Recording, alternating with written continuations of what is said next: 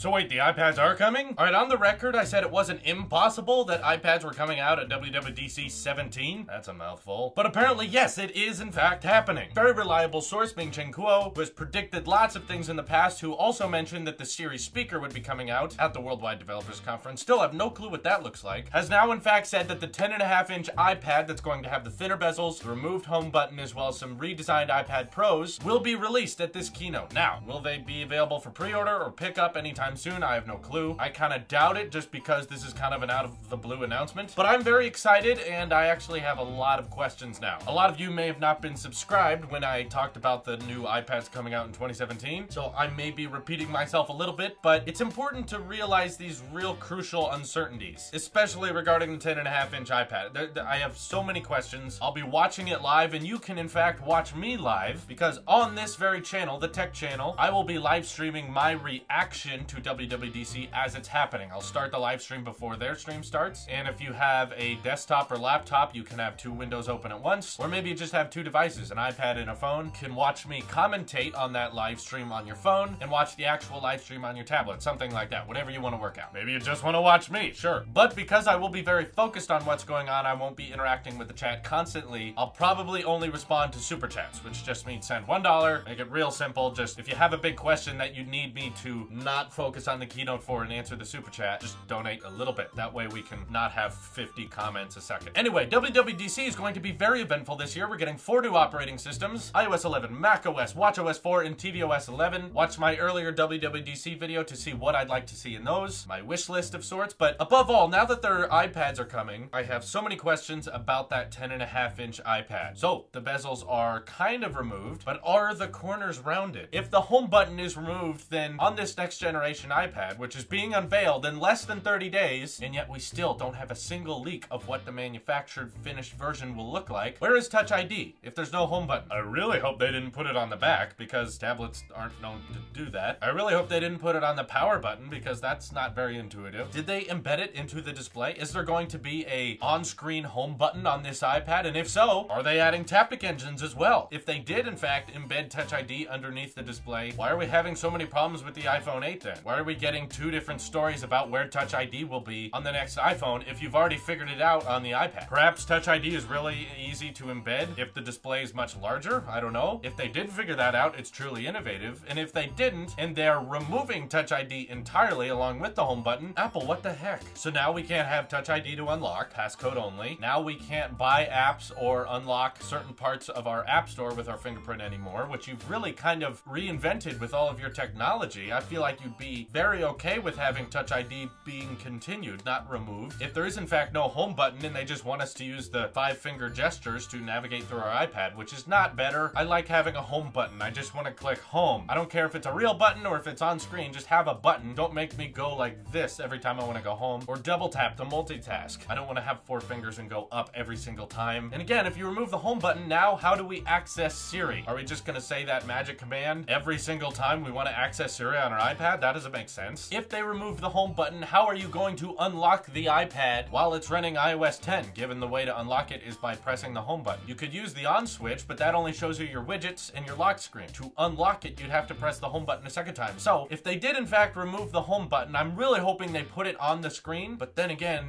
where did TouchID go? I'm so lost here. But not to worry, that iPad is not the only one coming out. It's rumored that a 12.9-inch iPad Pro 2 will also be released, with of course faster processing power. I'm anticipating an A10X chip because production of the A11 has only just started, so I wouldn't expect them to include that on this iPad. I would only expect a beefed up version of the already very capable A10 chip that's already on our iPhone 7s. That, even more powerful, will be plenty for an iPad. I'll expect a 4K camera, a rose gold option for this iPad Pro 2 with very little design changes. They'll probably add that stupid camera bulge they put on the 9.7-inch. They may upgrade the 9.7-inch iPad Pro just with beefier specs, maybe a little bit better camera, but I wouldn't anticipate much. It would be really neat to see if they added the matte black option to all these iPads. Given they added that with the iPhone 7, wouldn't it be great to be more uniform? Maybe a boost in RAM in that one because it has 2 gigs, while the 12.9-inch version has 4. Just beef them up a little bit. And then last, it'd be really great to see a 7.9-inch iPad Pro. So it's like an iPad mini, but with the smart connector, the True Tone display, Apple Pencil support. Just refresh that lineup. People like it. That's what I'm anticipating to see in terms of iPads. What we'll actually see, it's hard to tell right right now, but let's just hope for more